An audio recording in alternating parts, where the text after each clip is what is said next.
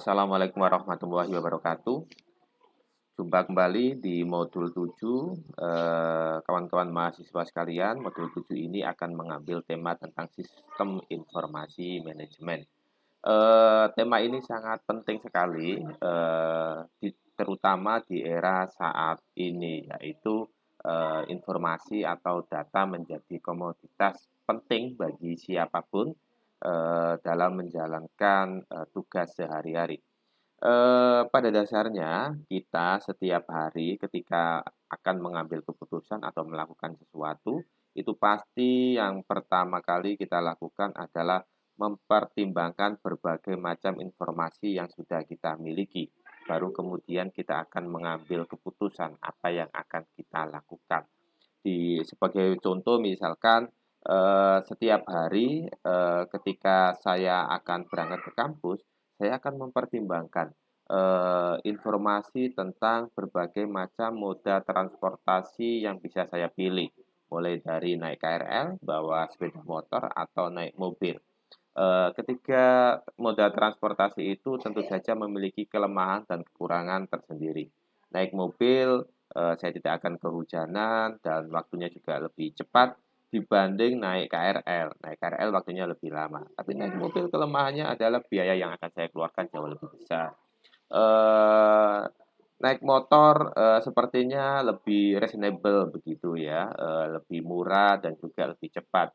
Namun kalau musim hujan saya kira motor tidak menjadi pilihan yang masuk akal karena saya akan kehujanan di jalan. Nah, yang saya ceritakan itu tadi adalah beberapa informasi yang, mempengaruhi saya untuk mengambil keputusan. Nah, tema ini kira-kira pengen membahas tentang bagaimana pentingnya sistem informasi manajemen bagi sebuah organisasi, atau lebih spesifik lagi, bagaimana pentingnya sistem informasi manajemen bagi organisasi sekolah. Di sini kepala sekolah sebagai user atau pimpinan organisasi sangat membutuhkan informasi yang valid, yang faktual untuk dijadikan baseline atau basis pengambilan kebijakan. Nah, isu di sini adalah bagaimana membangun sistem informasi manajemen yang dapat digunakan oleh pengambil keputusan sehingga keputusan-keputusan yang diambil itu adalah keputusan-keputusan yang valid dan juga cepat. Karena jika misalkan kita mengetahui sesuatu setelah beberapa bulan sebelumnya, maka keputusan yang akan kita ambil tentu saja sudah lewat momentumnya dan sudah tidak bermanfaat lagi untuk mengatasi persoalan yang ada di lapangan, sudah telat gitulah. Nah, sistem informasi manajemen dalam konteks ini adalah membangun sistem informasi yang secara cepat dan tepat dapat kita gunakan untuk mengambil kebijakan, untuk mengambil keputusan. Nah, itulah pentingnya materi pada pertemuan kali ini. Jadi berbicara tentang tata kelola organisasi atau administrasi pendidikan sebuah sekolah, maka isu sekarang itu yang tidak kalah penting adalah bagaimana membangun sistem informasi manajemen berbasis teknologi informasi dan komunikasi. Jadi informasi manajemen ini tentunya di era digital ini harus berbasis pada teknologi informasi komunikasi, tidak bisa lagi berbasis manual. Oke, sebelum lebih dalam ke materi yang akan kita bahas pada pertemuan kali ini, kawan-kawan sekalian, saya ingin menyajikan salah satu sosok penting ya dalam reformasi bisnis digital ya. Jeff Bezos ini adalah salah satu pelopor atau pionir bagaimana memanfaatkan sistem informasi manajemen di dunia bisnis. Eh, Inovasi yang dia lakukan di tahun 95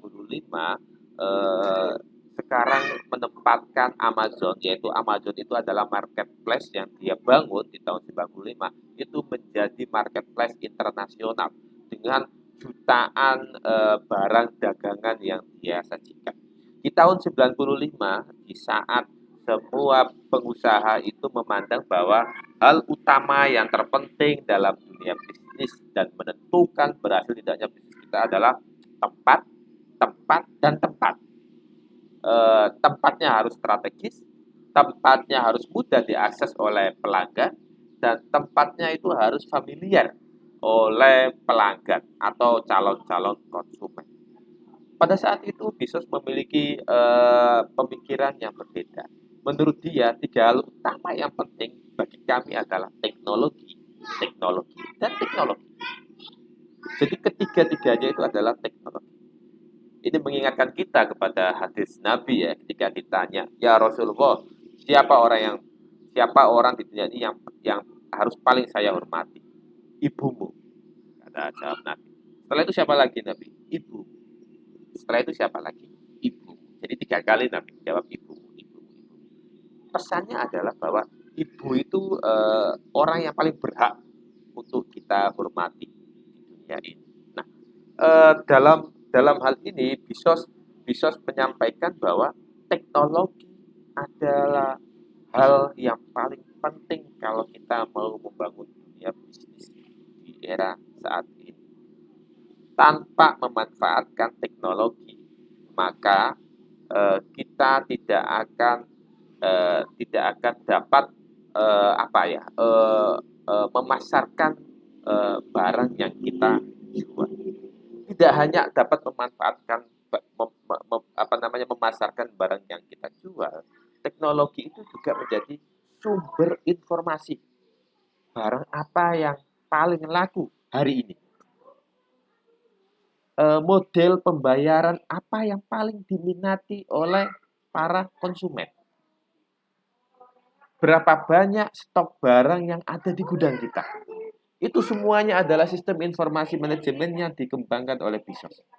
Dan itu membuat Bezos menjadi unggul dibanding dengan kompetitor-kompetitor lainnya. Karena kompetitor lainnya untuk memahami hal yang sepele saja, masyarakat ketika membayar itu lebih suka menggunakan transfer m-banking atau pergi ATM atau pakai e-money. Itu saja membutuhkan berhari-hari tanpa bantuan sistem informasi manajemen. Dengan sistem informasi manajemen, dengan real time kita bisa memotret. Hari ini pembayaran tertinggi itu menggunakan skema seperti apa. Hari ini barang yang paling laku itu apa. Dan data-data itu kemudian diolah menjadi sebuah informasi yang bermakna. Sebuah informasi bermakna itu apa? Yaitu sebuah informasi yang mampu memprediksi ke depan itu kira-kira trennya seperti apa. Ke depan itu kira-kira apa yang akan dibutuhkan oleh masyarakat. Sehingga Amazon bisa mengembangkan lagi bisnis usahanya. Dan selalu presisi, selalu berhasil. Karena sudah didukung oleh informasi yang valid, apa yang dibutuhkan masyarakat. Karena sudah didukung oleh informasi yang valid, ekosistem pembayaran seperti apa yang dibutuhkan oleh masyarakat. Dan sudah tahu cara merayu masyarakat itu seperti apa. Sehingga masyarakat selalu datang ke Amazon dan lain sebagainya. Nah, ini adalah kekuatan sistem informasi manajemen di dunia bisnis. Dan memang ini dipelopori di dunia bisnis. Pada saat ini jumlah kekayaan Jeff Bezos ini menjadi orang terkaya di dunia. Nah, dia menjadi orang terkaya karena memanfaatkan sistem informasi manajemen. Barang yang dia jual pun sama. Awalnya Amazon ini adalah marketplace untuk menjual buku. Sekarang apapun ada di Amazon. Bahkan kompetitor-kompetitor yang awalnya menyaingi Amazon, akhirnya juga mereka mau menjualkan barangnya di Amazon. Karena bagi mereka, Amazon ini menjadi sebuah kekuatan yang tidak perlu lagi dilawan, tapi sudah harus digandeng menjadi partner, menjadi mitra. Harus berkolaborasi dengan Amazon. Begitu pula Jeff Bezos. Pada saat itu dia mengkampanyekan siapapun bisa menjual barangnya di Amazon. Dan akhirnya Amazon menjadi salah satu marketplace terbesar di dunia. Memanfaatkan apa? Memanfaatkan sistem informasi manajemen. Amazon mampu menggali data-data penting tentang karakteristik pelanggan, tentang varian produk yang paling disukai oleh pelanggan, tentang moda transportasi pembayaran yang paling disukai pelanggan. Semua data itu kemudian diolah menjadi informasi penting dan berguna bagi Amazon untuk mengembangkan lagi layanan-layanan di Amazon. Nah, dalam konteks dunia pendidikan saat ini dengan berbagai macam modifikasi karena dunia pendidikan itu orientasinya tidak bisnis dan karakteristik pelanggannya juga bukan konsumen, maka sistem informasi ini juga akan menjadi kekuatan penting dalam menghadirkan tata kelola organisasi pendidikan yang adaptif dan juga responsif bagi pemangku kepentingan. Sebenarnya siapa sih yang kita layanin sebagai pengelola sekolah ya? Siapa yang kita layani? Yang kita layani adalah siswa, yang kita layani adalah guru, yang kita layanin adalah sumber daya manusia yang ada di sekolah kita. Yang kita layanin adalah pemangku kepentingan, yang kita layanin adalah pemerintah. Semuanya kita layanin dan dengan memanfaatkan sistem informasi manajemen kita akan dapat menghadirkan layanan-layanan yang prima kepada para pemangku kepentingan. Nah, selanjutnya apa sih sebenarnya sistem informasi manajemen itu? Nah, kita ketahui bahwa maksud sistem itu berarti kan sesuatu yang tidak tunggal, sesuatu yang terdiri dari berbagai macam komponen yang saling terkait. Itu namanya sistem. Informasi itu adalah tadi saya sampaikan bahwa informasi itu sesuatu yang penting yang kita butuhkan dan itu relevan bagi pekerjaan-pekerjaan yang akan kita lakukan. Dan informasi dalam konteks ini adalah sesuatu yang sangat penting sekali untuk kita jadikan dasar mengambil keputusan. Jadi informasi tentang karakteristik pelanggan yang tadi saya ilustrasikan dalam kasus Amazon tadi itu sangat penting sekali bagi Amazon untuk mengembangkan layanan-layanan baru yang dibutuhkan oleh pelanggan, yang membuat pelanggan lebih nyaman dan lain sebagainya. Nah, dalam konteks dunia pendidikan, maka sistem informasi manajemen ini adalah pengelolaan data menjadi informasi yang penting untuk dijadikan dasar pengambilan keputusan. Kepala sekolah misalkan untuk mengetahui bagaimana bagaimana kepuasan siswa di sekolahnya tersebut akan sangat mudah sekali jika sekolah tersebut menerapkan sistem informasi manajemen berbasis digital. Dengan survei yang real time, maka kepala sekolah akan mengetahui pada hari ini bagaimana kepuasan siswa terhadap layanan perpustakaan misalkan. Dan dia bisa melakukan kebijakan-kebijakan sesuai dengan informasi yang dia peroleh tersebut. Nah, teman-teman sekalian, ini adalah konsep sistem informasi manajemen secara umum. Dalam konteks pendidikan ini juga bisa diterapkan. Jadi tadi saya sampaikan bahwa sistem adalah setiap sesuatu yang terdiri atas objek-objek atau unsur-unsur atau komponen-komponen yang bertata kaitan atau bertata hubungan satu sama lain sedemikian rupa sehingga unsur-unsur tersebut merupakan suatu kesatuan pemrosesan atau pengolahan yang teratur. Jadi sistem itu mengkaitkan beberapa unsur dan unsur-unsur tersebut memproses sesuatu yang secara teratur atau sistematis. Kita kenal dengan istilah sistematis. Sistematis itu berarti teratur ya.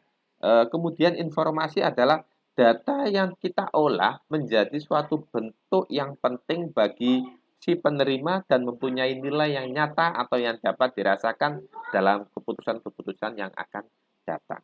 Jadi informasi itu adalah sebenarnya hasil kita mengolah data itu menjadi informasi. Dan informasi itu bermakna atau tidak setelah kita ketahui bahwa informasi itu penting tidak untuk kita jadikan pengambilan keputusan kaitannya dengan tugas-tugas sehari-hari kita. Misalkan sebagai kepala sekolah, maka data-data yang ada di sekolah tersebut bisa tidak kita olah menjadi informasi yang bermakna dan kemudian kita jadikan dasar untuk mengambil keputusan. Sebagaimana tadi yang saya sampaikan, misalkan kita memiliki data tentang tracer study atau tentang lulusan siswa kita. Siswa kita lulus itu kemana saja sih? Nah, kita memperoleh data itu. Ada yang langsung kerja, ada yang melanjutkan ke perguruan tinggi misalkan. Nah, yang langsung kerja ini datanya bisa kita gali. Di tempat kerjanya apakah pelanggan ini puas atau tidak? Setelah kita memperoleh data kepuasan pelanggan, maka itu akan menjadi informasi bermakna.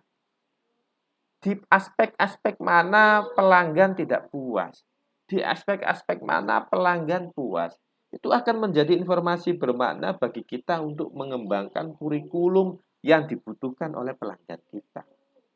Begitu pula bagi siswa yang melanjutkan ke perguruan tinggi. Kita lihat bagaimana kemampuan siswa-siswa kita masuk ke perguruan tinggi. Apakah mereka di perguruan tinggi dapat menyelesaikan studi dengan baik atau tidak? Jika kita memperoleh data-data tersebut, maka kita akan memperoleh informasi celah-celah mana yang masih perlu kita perbaiki di level kurikulum kita. Sehingga proses pembelajaran di sekolah kita itu akan jauh lebih berkualitas lagi. Karena kita sudah memperoleh feedback, data-data hasil tracer study kita. Dan itu menjadi informasi bermakna bagi kita untuk mengambil keputusan bagaimana pengembangan kurikulum selanjutnya. Apalagi di era merdeka belajar saat ini, di mana kita didorong oleh pemerintah kita untuk seerat mungkin dengan pemangku kepentingan, untuk seerat mungkin bahu-membahu dengan para pengguna lulusan kita. Supaya apa? Proses pembelajaran di sekolah kita itu jauh lebih bermakna lagi, jauh lebih relevan lagi, jauh lebih adaptif dengan kebutuhan dunia kerja atau kebutuhan perguruan tinggi. Sehingga tidak ada gap yang lebar antara apa yang kita berikan ke siswa yang ada di sekolah dengan apa yang dibutuhkan oleh masyarakat yang ada di luar sekolah kita. Nah, itu adalah peran-peran sistem informasi manajemen yang bisa kita lakukan. Nah, di sini teman-teman bisa melihat alurnya, yaitu inputnya adalah berupa data, kemudian data ini kita proses, dan kita dari memproses data ini kita akan memperoleh informasi yang bermakna tadi yang kita bilang ya. Nah, informasi ini kemudian disampaikan ke penerima informasi atau user. User di lingkungan organisasi, misalkan user ini kalau misalkan kepemimpinan organisasi akan menjadi tindakan atau keputusan, akan menjadi kebijakan lebih lanjut. User bagi pengguna, misalkan bagi masyarakat, itu adalah mereka untuk mengambil keputusan mau tidak menyekolahkan anaknya di kita setelah dapat informasi yang bermakna. Nah, kemudian habis tindakan atau keputusan akan menghasilkan tindakan, kemudian akan menjadi data lagi dan menjadi input kembali. Nah, itu adalah konsep sistem informasi manajemen. Kawan-kawan sekalian, di sini akan saya sampaikan lebih lanjut bahwa secara konseptual sistem informasi manajemen itu memiliki dua peran. Yang pertama adalah peran untuk mendukung operasi. Yang kedua, peran untuk mendukung manajemen. Yang pertama adalah pendukung operasi ini sederhananya adalah mendukung hadirnya layanan-layanan berbasis digital di sekolahan kita. Misalkan layanan tentang tata kelola persuratan, layanan tentang penerimaan mahasiswa baru, layanan tentang ujian, layanan tentang evaluasi guru oleh siswa, layanan tentang sarana prasarana, layanan tentang keuangan, pembayaran dan lain sebagainya. Jadi sistem informasi manajemen itu fungsi pertama adalah untuk mendukung lahirnya operasi-operasi atau layanan-layanan yang menjadi core bisnis atau menjadi tugas dan fungsi sekolah kita. Jadi dengan sistem informasi manajemen ini kita mendorong layanan-layanan kedepannya itu sudah semuanya berbasis digital atau bisa kita sebut dengan smart school, semuanya berbasis digital. Karena tadi kalau kita ingin menghadirkan informasi-informasi yang real time, maka sistem informasi manajemen ini harus berbasis digital, harus computerized, harus berbasis komputer dan didukung jaringan internet yang memadai. Nah, itu fungsi utama. Jadi seberapa banyak layanan atau operasi yang kita butuhkan ya sebanyak ruang lingkup dari kegiatan manajerial atau administrasi pendidikan itu sendiri. Nah, yang kedua adalah mendukung kegiatan manajemen. Yang dimaksud di sini adalah saya ulangi lagi, saya kembali ke pendukung operasi. Nah, dalam kegiatan pendukung operasi ini, sistem informasi manajemen ini akan menghasilkan banyak data yang akan bermanfaat untuk diolah. Jadi dengan menghadirkan layanan-layanan berbasis digital ini, maka sekolah akan memperoleh input data yang banyak sekali sesuai dengan masing-masing jenis operasi yang dilakukan. Melalui sistem operasi kurikulum, di situ sekolah akan memperoleh bagaimana pelaksanaan kurikulumnya, bagaimana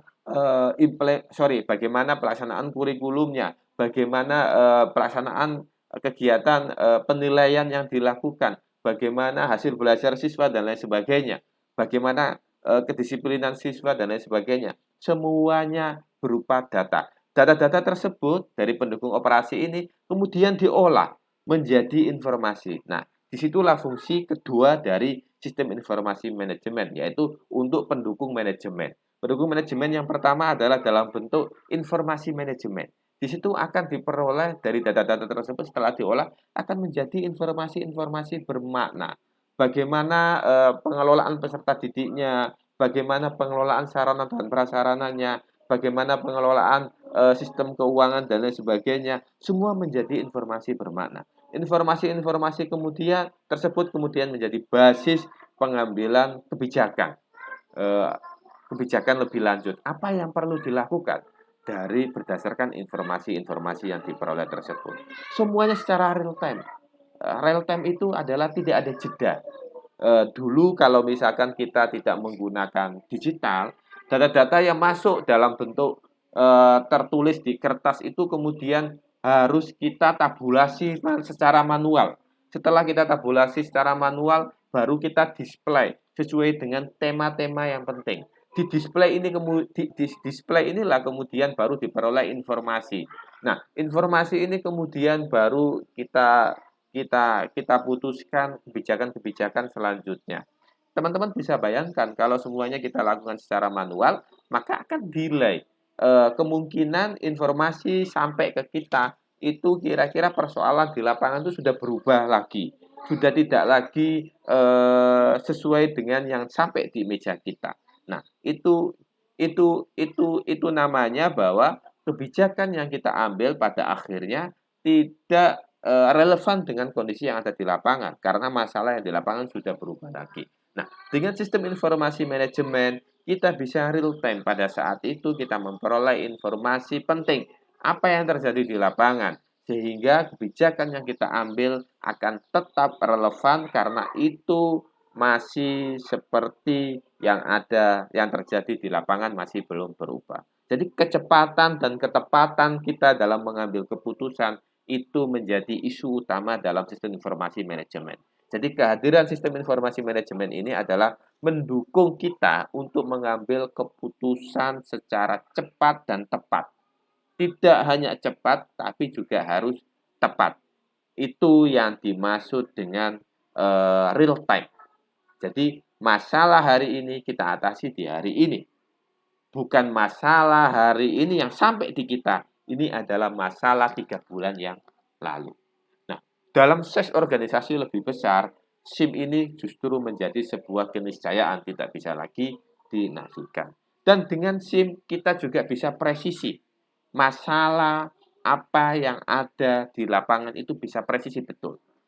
Karena apa? SIM ini sudah didukung data-data yang valid tadi. Terkait dengan kepuasan pelanggan, kita sudah mengetahui secara baik. Pelanggan atau siswa ini tidak puas di guru yang dengan nama siapa. Dengan evaluasi setiap semester, kita bisa mengetahui guru mana yang paling rendah skornya misalkan. Dan pada saat itu juga pimpinan organisasi atau sekolah bisa langsung mengambil kebijakan. Supervisi apa yang akan dilakukan. Nah, disinilah pentingnya sistem informasi manajemen. Nah, Kawan-kawan sekalian, terakhir dalam highlight ini, komponen sistem informasi manajemen itu terdiri dari 4, yaitu sumber daya manusia, sumber daya hardware, sumber daya software, dan juga sumber daya data. Ini saya ambil dari bukunya James Brien yang dengan judul Pengantar Sistem Informasi Manajemen Perspektif Bisnis dan Manajemen. Nah, eh, kita lihat bagaimana ilustrasinya.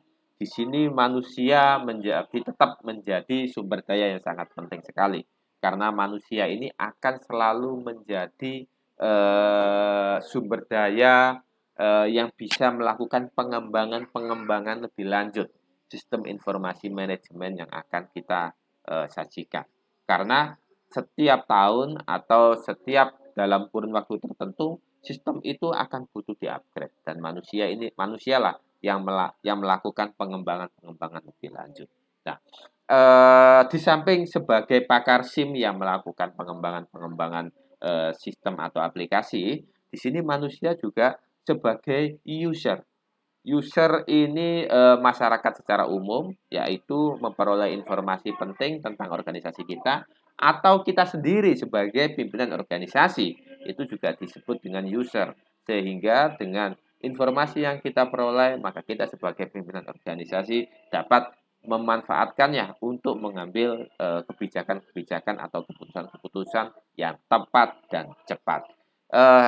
Sumber daya kedua adalah hardware. Teman-teman sekalian, walaupun ini berbasis digital, namun sebagaimana kita ketahui, dunia digital tidak bisa kita hadirkan jika tidak ditopang dengan hardware. Hardware ini adalah peralatan-peralatan fisik yang mendukung hadirnya sistem informasi manajemen.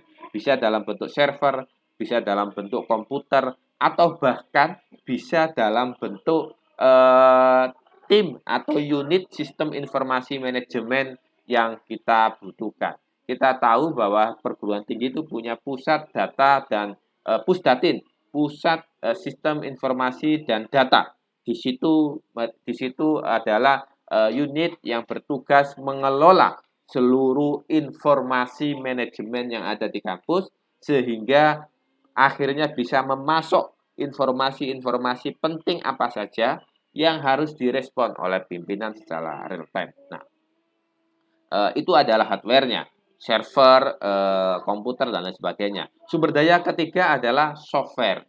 Nah, software ini Amazon sebagaimana yang saya sajikan itu adalah bagian dari sumber daya software, platform marketplace atau pasar digital yang dikembangkan oleh Jeff Bezos. Di Indonesia ada Tokopedia dan lain sebagainya. Di dunia pendidikan software-software yang dibutuhkan itu adalah dalam bentuk beberapa aplikasi layanan. Layanan pembayaran, layanan pengisian KHS, layanan pengisian KRS, layanan Learning Management System atau LMS, layanan input nilai, semuanya adalah software-software yang dibutuhkan dalam organisasi pendidikan. Nah, software-software ini menjadi pintu masuk awal kita untuk memperoleh data-data penting yang akan kita olah menjadi sebuah informasi. Nah, sumber daya keempat atau yang terakhir adalah sumber daya data. Kawan-kawan sekalian, data sekarang menjadi komoditi penting. Di era digital ini, data sebagaimana halnya nilainya sekarang ini seperti komoditas minyak dan lain sebagainya. Dia sangat penting sekali. Apalagi di era digital, di mana jasa menjadi salah satu salah satu kegiatan bisnis. Nah, dengan memperoleh data, kita akan mengetahui algoritma atau karakteristik orang secara digital. Dengan informasi algoritma tersebut, kita akan bisa mengetahui orang ini membutuhkan apa pada bulan ini, dan orang ini sudah membeli apa, dan orang ini mengakses informasi apa di internet dan lain sebagainya. Itu semuanya adalah data-data penting yang kalau kita olah akan menjadi informasi bermakna di era digital ini. Itu sumber daya sistem informasi manajemen dan ini juga berlaku di dunia pendidikan. kawan-kawan sekalian, itu video pengantar, silakan dibaca modul, didalami. Kemudian nanti akan saya submit juga akan saya submit tugas modul ini di menu ujian sebagaimana biasanya. Silakan nanti dikerjakan. Dan saya sampaikan di video ini bahwa minggu depan kita akan UTS. UTS saya tetapkan adalah dalam bentuk ujian pilihan ganda sebagaimana tugas di tiap minggu. Jadi jangan sampai terlewat untuk mengerjakan UTS. Berbeda dengan tugas UTS, masa UTS dilakukan persis sesuai dengan waktu yang akan waktu perkuliahan kita. Jadi tidak 24 jam. UTS ini tidak 24 jam. UTS ini sesuai dengan jam yang kita miliki, yaitu 90 menit. Jadi pastikan kawan-kawan sekalian tidak terlewat mengerjakan UTS. Saya kira itu video pengantar kali ini. Saya ucapkan terima kasih. Sampai jumpa di minggu depan. Assalamualaikum warahmatullahi wabarakatuh.